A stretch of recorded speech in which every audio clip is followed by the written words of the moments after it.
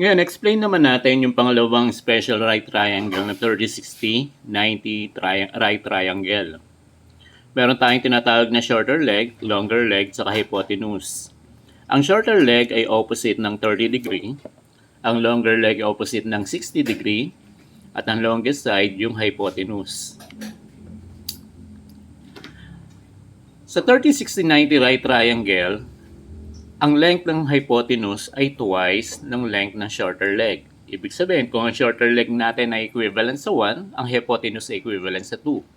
Kung ang shorter leg natin ay equivalent sa 5, ang equivalent ng hypotenuse ay equivalent sa 10.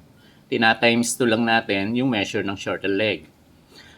Kung hahanapin naman natin ang measure ng shorter leg at given ng hypotenuse, i-divide naman natin sa 2 yung hypotenuse. For example, ang hypotenuse ay 20, ang shorter leg ay equivalent sa 10. Kung ang hypotenuse ay equivalent sa 6, ang shorter leg equivalent sa 3. At ang longer leg ay equivalent sa measure ng shorter leg times square root of 3. Example natin ng 30-60-90, halimbawa, ang given natin ng shorter leg ay equivalent sa 1. It means ang measure ng hypotenuse natin equivalent sa 2. At ang longer leg natin ay equivalent sa square root of 3. Kukunin natin ang sine, cosine, and tangent ng 30 degree. Ibig sabihin, nakafocus lang tayo dito sa angle na to, which is 30 degree. Ang opposite ng 30 degree ay equivalent dun sa side, which is 1.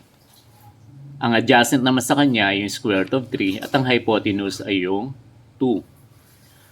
Ang sine 30 degree ay equivalent sa opposite over hypotenuse or equivalent sa 1 over 2. Ang cosine 30 degree naman, equivalent sa adjacent over hypotenuse or equivalent sa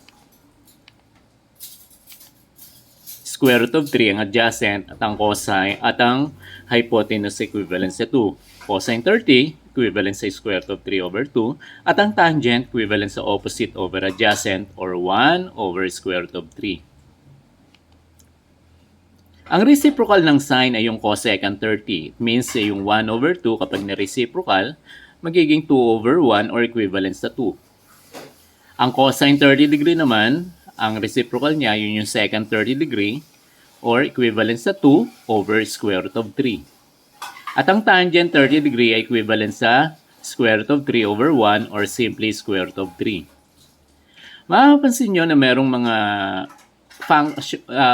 ratios dyan na ang denominator ay may radical sign. Yun yung sa tangent, which is 1 over square root of 3. At saka yung secant, which is 2 over square root of 3. I-rationalize natin yan parang sa ganun, mawala yung radical sign sa denominator. For example, yung 1 over square root of 3. I-multiply natin yung 1 over square root of 3 by square root of 3 both numerator and denominator. 1 times square root of 3 equivalent sa square root of 3 at ang square root of 3 times square root of 3 yung nasa denominator ay equivalent sa square root of 9.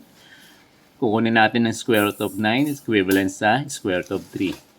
Yung 2 over square root of 3 naman, same as yung previous example natin. Mumultiply natin by square root of 3, numerator at saka denominator. 2 times square root of 3 equivalent sa 2 square root of 3. And square root of 3 times square root of 3 equivalent sa square root of 9. Ang square root of 9 equivalent sa 3.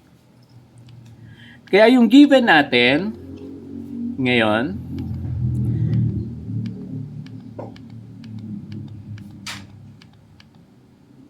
papalitan natin yung